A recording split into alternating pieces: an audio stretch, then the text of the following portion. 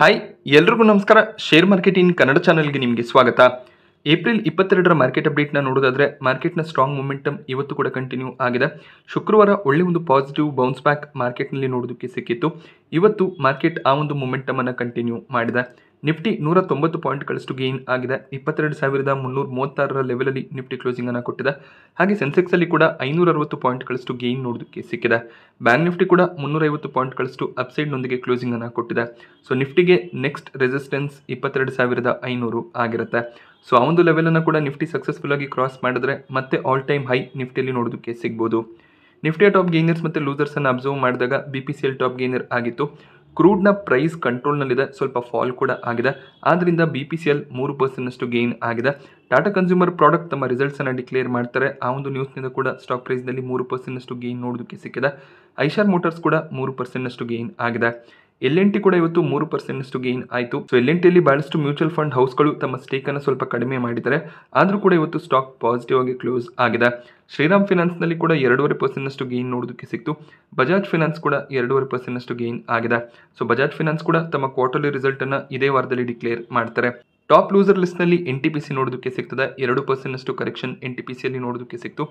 HDFC bank ಕೂಡ 1.5% correct ಆಗಿದೆ. HDFC bank ವೀಕೆಂಡಲ್ಲಿ ತಮ್ಮ ರಿಸಲ್ಟ್ಸ್ ಅನ್ನು ಡಿಕ್ಲೇರ್ ಮಾಡಿದ್ರು. ರಿಸಲ್ಟ್ ಚೆನ್ನಾಗಿ ಬಂದಿತ್ತು, ಬಟ್ ಸ್ವಲ್ಪ ಪ್ರೊವಿಷನ್ ಇನ್ಕ್ರೀಸ್ ಆಗಿತ್ತು.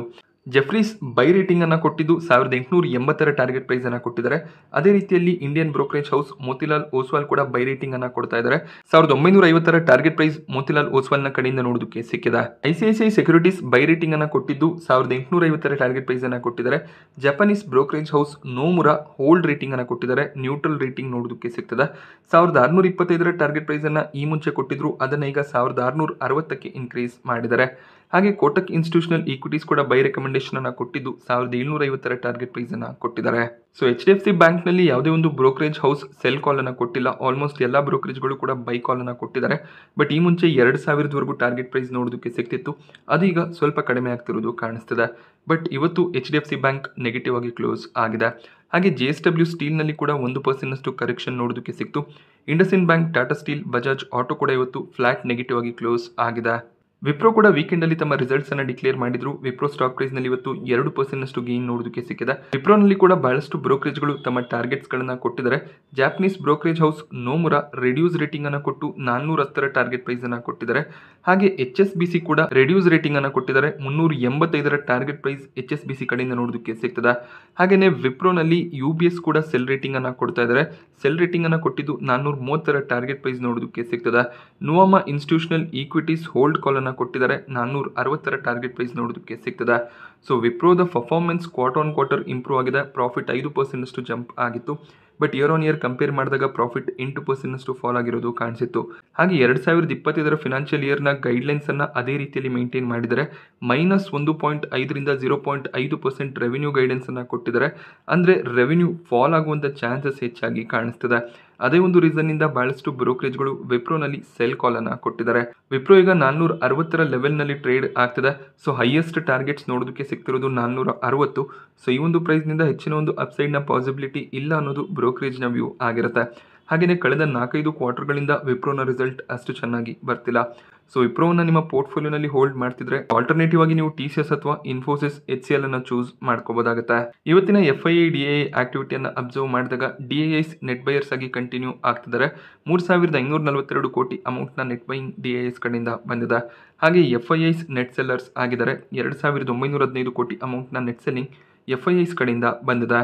ಅಲ್ಟ್ರಾಟೆಕ್ ಸಿಮೆಂಟ್ ರೀಸೆಂಟ್ ಆಗಿ ಕೇಶವರಾಮ್ನ ಸಿಮೆಂಟ್ ಬಿಸ್ನೆಸ್ ಅನ್ನ ಅಕ್ವೈರ್ ಮಾಡ್ಕೊಂಡಿದ್ರು. ಈಗ ಇವರು ಇಂಡಿಯಾ ಸಿಮೆಂಟ್ನ ಗ್ರೈಂಡಿಂಗ್ ಯೂನಿಟ್ ಅನ್ನ ಪರ್ಚೇಸ್ ಮಾಡುವಂತ ಪ್ಲಾನ್ಸ್ ಅನ್ನ ಮಾಡಿದ್ದಾರೆ. ಇದಕ್ಕೆ ಬೋರ್ಡ್ ಆಫ್ ಡೈರೆಕ್ಟರ್ಸ್ ನ ಕಡೆಯಿಂದ ಅಪ್ರೂವಲ್ ಕೂಡ ಸಿಕ್ಕಿದೆ. ಹಾಗೆ ಇವರೊಂದು ಪರ್ಚೇಸ್ ಅಗ್ರಿಮೆಂಟ್ ಅನ್ನ ಕೂಡ ಇಂಡಿಯಾ ಸಿಮೆಂಟ್ ನ ಜೊತೆಯಲ್ಲಿ ಸೈನ್ ಮಾಡಿದ್ದಾರೆ. ಇದು ಅಲ್ಟ್ರಾಟೆಕ್ ಸಿಮೆಂಟ್ ನ ಕೆಪಾಸಿಟಿಯನ್ನ ಇನ್ನಷ್ಟು ಇನ್ಕ್ರೀಸ್ ಮಾಡುತ್ತೆ. ಒಂದು strong positive upside UltraTech cement stock price ನಲ್ಲಿ ನೋಡೋದಕ್ಕೆ ಸಿಗ್ತದೆ. ಹಾಗೆ ಒಳ್ಳೆ ಒಂದು ಕ್ವಾರ್ಟರ್ಲಿ ರಿಸಲ್ಟ್ ನ ಎಕ್ಸ್ಪೆಕ್ಟೇಷನ್ ಕೂಡ ಅಲ್ಟ್ರಾಟೆಕ್ ಸಿಮೆಂಟ್ ನ ಕಡೆಯಿಂದ ಇರುತ್ತೆ. ಇವತ್ತು ಸ್ಟಾಕ್ 2% ಹೆಚ್ಚಿನ ಅಪ್ಸೈಡ್ ನೊಂದಿಗೆ ಕ್ಲೋಸ್ ಆಗಿದೆ. ಗುಜರಾತ್ ಸ್ಟೇಟ್ ಪೆಟ್ರೋನೆಟ್ ಲಿಮಿಟೆಡ್ ನಲ್ಲಿ 20% ನ ಲೋವರ್ ಸರ್ಕ್ಯೂಟ್ ನೋಡೋದಕ್ಕೆ ಸಿಕ್ಕಿತ್ತು. 1 ಗಂಟೆ ನಂತರ ಸರ್ಕ್ಯೂಟ್ ಓಪನ್ ಆಯಿತು. ಆದರೂ ಕೂಡ 19% ಡೌನ್ ಸೈಡ್ ನೊಂದಿಗೆ ಸ್ಟಾಕ್ ಕ್ಲೋಸ್ ಆಗಿದೆ. ಇದಕ್ಕೆ reason petroleum and natural gas regulatory board ಇವರ ಟ್ಯಾರಿಫ್ಸನ್ನು ಕಟ್ ಮಾಡಿದರೆ 47%ನಷ್ಟು ಟ್ಯಾರಿಫ್ ಕಟ್ ಆಗ್ತಿರೋದು ಕಾಣಿಸ್ತದೆ. ಸೊ ಈ ರೀತಿಯ ನ್ಯೂಸ್ ಬಂದಾಗ ಸ್ಟಾಕ್ ಪ್ರೈಸ್ನಲ್ಲಿ ವೀಕ್ನೆಸ್ ಇದ್ದೇ ಇರುತ್ತೆ. ಅದೇ ಒಂದು ರೀಸನ್ನಿಂದ ಗುಜರಾತ್ ಸ್ಟೇಟ್ ಪೆಟ್ರೋನೆಟ್ ಇವತ್ತು ಡೌನ್ ಸೈಡ್ನೊಂದಿಗೆ ಕ್ಲೋಸಿಂಗನ್ನು ಕೊಟ್ಟಿದೆ. ಪೆಟ್ರೋಲಿಯಂ ಸ್ಟಾಕ್ ಆಗಿರ್ಬೋದು ಅಥವಾ ಗ್ಯಾಸ್ ರಿಲೇಟೆಡ್ ಸ್ಟಾಕ್ಸ್ ಆಗಿರ್ಬೋದು, ರೆಗ್ಯುಲೇಟರಿ ತುಂಬಾ ಇಂಪಾರ್ಟೆಂಟ್ ಆಗುತ್ತೆ. ರೆಗ್ಯುಲೇಟರಿ ಕಡೆಯಿಂದ ಟ್ಯಾರಿಫ್ ಕಟ್ ಆಗಿರ್ಬೋದು ಅಥವಾ LNG ಪ್ರೈಸಸ್ ಇನ್ಕ್ರೀಸ್ ಆಗ್ತಾ ಹೋದರೆ ಈ ಕಂಪನಿಗಳಲ್ಲಿ ವೀಕ್ನೆಸ್ ನೋಡೋದಕ್ಕೆ ಸಿಗುತ್ತೆ.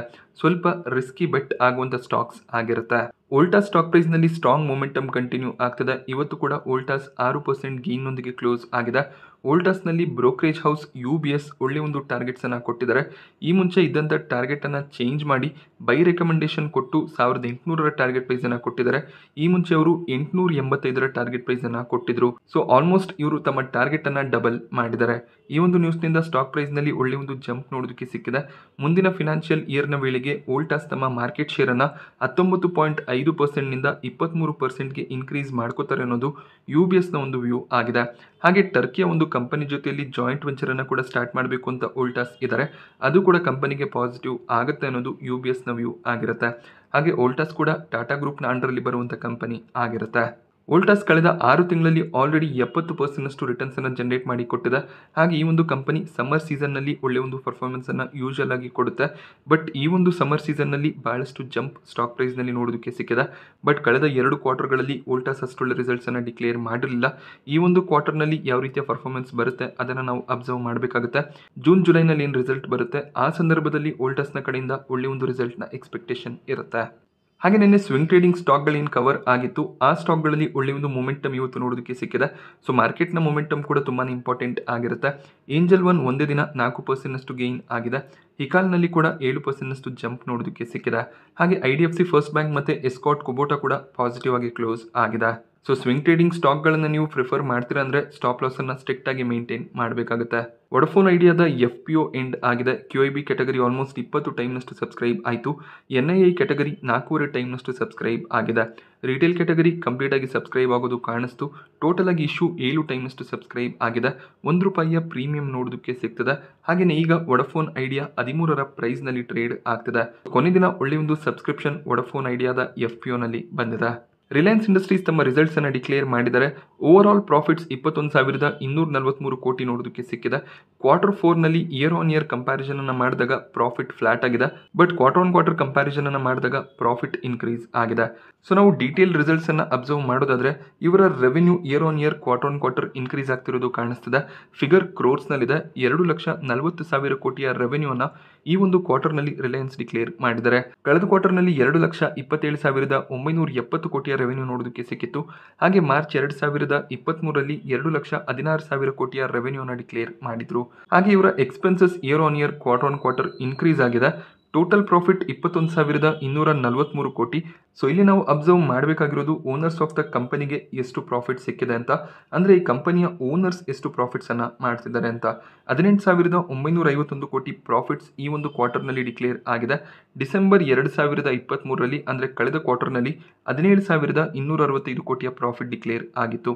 ಹಾಗೆ 2023ರ ಮಾರ್ಚ್ ಕಳೆದ ವರ್ಷದಲ್ಲಿ 19,299 ಕೋಟಿ ಪ್ರಾಫಿಟ್ ಡಿಕ್ಲೇರ್ ಆಗಿತ್ತು. So here on year comparison ಅನ್ನು ಮಾಡಿದಾಗ ಓನರ್ಸ್ ಆಫ್ ದ ಕಂಪನಿಗೆ ಏನು ಪ್ರಾಫಿಟ್ ಅಟ್ರಿಬ್ಯೂಟ್ ಆಗಿದೆ ಅದು ಫಾಲ್ ಆಗ್ತಿರೋದು ಕಾಣಿಸ್ತದೆ. ಕ್ವಾರ್ಟರ್ ಆನ್ ಕ್ವಾರ್ಟರ್ ಕಂಪ್ಯಾರಿಸನ್ನಲ್ಲಿ ಪ್ರಾಫಿಟ್ ಈಗಲೂ ಕೂಡ ಇನ್ಕ್ರೀಸ್ ಆಗಿದೆ.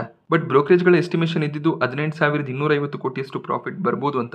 18,951 ಕೋಟಿ ಪ್ರಾಫಿಟ್ ಡಿಕ್ಲೇರ್ ಆಗಿದೆ. ಹಾಗೆಯೇ ರಿಲಯನ್ಸ್ ಒಂದು ಕಾಂಗ್ಲೋಮರೇಟ್ ಬಿಸ್ನೆಸ್ ಆಗಿರುತ್ತೆ. ಬೇರೆ ಬೇರೆ ಸೆಕ್ಟರ್ಗಳಲ್ಲಿ ಕೆಲಸ ಮಾಡ್ತಾರೆ. ಪ್ರತಿಯೊಂದು ಸೆಕ್ಟರ್ನ ರೆವೆನ್ಯೂನ ನಾವು ಕಂಪೇರ್ ಮಾಡಿದಾಗ oil to chemical business quarter on quarter flat ಆಗಿದೆ. ಇಯರ್ ಆನ್ ಇಯರ್ ಒಳ್ಳೆ ಒಂದು ರೆವೆನ್ಯೂ ಗ್ರೋತ್ ನೋಡೋದಕ್ಕೆ ಸಿಕ್ಕಿದೆ. ಹಾಗೆ ಆಯಿಲ್ ಅಂಡ್ ಗ್ಯಾಸ್ ಸೆಗ್ಮೆಂಟ್ನಲ್ಲಿ year on year revenue grow ಆಗಿದೆ. But quarter on quarter flat performance ನೋಡೋದಕ್ಕೆ ಸಿಗ್ತದೆ. ಹಾಗೆ ರಿಟೇಲ್ ಬಿಸ್ನೆಸ್ನಲ್ಲಿ revenue quarter on quarter fall ಆಗಿದೆ. Year on year revenue increase ಆಗ್ತಿರೋದು ಕಾಣಿಸ್ತಿದೆ. ಹಾಗೆ ಡಿಜಿಟಲ್ ಸರ್ವಿಸಸ್ ಇವರ ಜಿಯೋ ಬಿಸ್ನೆಸ್ ಏನಿದೆ, ಜಿಯೋ ಟೆಲಿಕಾಂ, ಸೊ ಈ ಒಂದು ಬಿಸ್ನೆಸ್ನಲ್ಲಿ year on year quarter on quarter ಒಳ್ಳೆ ಒಂದು ಪರ್ಫಾರ್ಮೆನ್ಸ್ ನೋಡೋದಕ್ಕೆ ಸಿಗ್ತದೆ. ಹಾಗೆ ಸಬ್ಸ್ಕ್ರೈಬರ್ ಬೇಸ್ ಕೂಡ ಇನ್ಕ್ರೀಸ್ ಆಗ್ತಿರೋದು ಕಾಣಿಸ್ತಿದೆ. ಹಾಗೆಯೇ ಅದರ್ ಸೆಗ್ಮೆಂಟ್ನಲ್ಲಿ ಕೂಡ ಒಳ್ಳೆ ಒಂದು ಪರ್ಫಾರ್ಮೆನ್ಸನ್ನು ಕೊಟ್ಟಿದ್ದಾರೆ. ಕ್ವಾರ್ಟರ್ ಆನ್ ಕ್ವಾರ್ಟರ್ ಒಳ್ಳೆ ಒಂದು ಪರ್ಫಾರ್ಮೆನ್ಸ್ ನೋಡೋದಕ್ಕೆ ಸಿಗ್ತದೆ. ಇಯರ್ ಆನ್ ಇಯರ್ ಅದರ್ಸ್ನಲ್ಲಿ ನಮಗೆ ಸ್ವಲ್ಪ ರೆವೆನ್ಯೂ ಫಾಲ್ ಆಗಿದೆ. ಓವರ್ ಆಲ್ ರೆವೆನ್ಯೂ 2,40,000 ಕೋಟಿ ಆಗಿರುತ್ತೆ. ರಿಲಯನ್ಸ್ ಇಂಡಸ್ಟ್ರೀಸ್ ₹10 ಡಿವಿಡೆಂಡ್ ಅನ್ನು ಕೂಡ ಅನೌನ್ಸ್ ಮಾಡಿದರೆ. ಸೊ ಇದು ಫೈನಲ್ ಡಿವಿಡೆಂಡ್ ಆಗಿರೋದ್ರಿಂದ ಶೇರ್ ಹೋಲ್ಡರ್ಸ್ಗಳ ಅಪ್ರೂವಲ್ ಬೇಕಾಗುತ್ತೆ. ಶೇರ್ ಹೋಲ್ಡರ್ಸ್ಗಳ ಅಪ್ರೂವಲ್ ಸಿಕ್ಕಿದ ಮೇಲೆ ರೆಕಾರ್ಡ್ ಡೇಟ್ ಫಿಕ್ಸ್ ಆಗುತ್ತೆ. ಸೊ ರಿಲಯನ್ಸ್ ಇಂಡಸ್ಟ್ರೀಸ್ ಇವತ್ತು ಪಾಸಿಟಿವ್ ಆಗಿ ಕ್ಲೋಸಿಂಗ್ ಅನ್ನ ಕೊಟ್ಟಿದೆ. ಒಳ್ಳೆ ಒಂದು ರಿಸಲ್ಟೇ ಬಂದಿದೆ. ಅಂದ್ರೆ ಬ್ರೋಕರೇಜ್ಗಳ ಎಕ್ಸ್ಪೆಕ್ಟೇಷನ್ ಏನಿತ್ತು ಅದಕ್ಕಿಂತ ಒಳ್ಳೆ ಒಂದು ರಿಸಲ್ಟೇ ಬಂದಿದೆ. ಬಟ್ ಕೆಲವೊಂದಿಷ್ಟು ಸೆಗ್ಮೆಂಟ್ಗಳಲ್ಲಿ ಕ್ವಾರ್ಟರ್ ಆನ್ ಕ್ವಾರ್ಟರ್ ಪರ್ಫಾರ್ಮೆನ್ಸ್ ಅಷ್ಟು ಚೆನ್ನಾಗಿ ಕಾಣಿಸ್ತಿಲ್ಲ. ಹಾಗೆ ಪ್ರಾಫಿಟ್ಸ್ ಅನ್ನ ಅಬ್ಸರ್ವ್ ಮಾಡಿದಾಗ ಇಯರ್ ಆನ್ ಇಯರ್ ಸ್ವಲ್ಪ ಪ್ರಾಫಿಟ್ ಕೂಡ ಫಾಲ್ ಆಗಿದೆ. ಸೊ ನೋಡಬೇಕಾಗುತ್ತೆ ಈ ಒಂದು ರಿಸಲ್ಟ್ಗೆ ರಿಲಯನ್ಸ್ ಇಂಡಸ್ಟ್ರೀಸ್ ನಾಳೆ ಯಾವ ರೀತಿಯಲ್ಲಿ ರಿಯಾಕ್ಟ್ ಮಾಡುತ್ತೆ ಅಂತ. ನಾನಿವತ್ತು ನಿಮಗೆ ಮಾರ್ಕೆಟ್ನ ಬಗ್ಗೆ ಕೊಟ್ಟಂಥ ಇನ್ಫಾರ್ಮೇಷನ್ ಇಷ್ಟ ಆದರೆ ವಿಡಿಯೋನ ಲೈಕ್ ಮಾಡಿ. ಹಾಗೆ ಇದೇ ರೀತಿಯ ಮಾರ್ಕೆಟ್ ಅಪ್ಡೇಟ್ಸ್ಗಳಿಗೋಸ್ಕರ ಚಾನಲ್ನ ಸಬ್ಸ್ಕ್ರೈಬ್ ಮಾಡ್ಕೊಳ್ಳಿ. Thank you friends.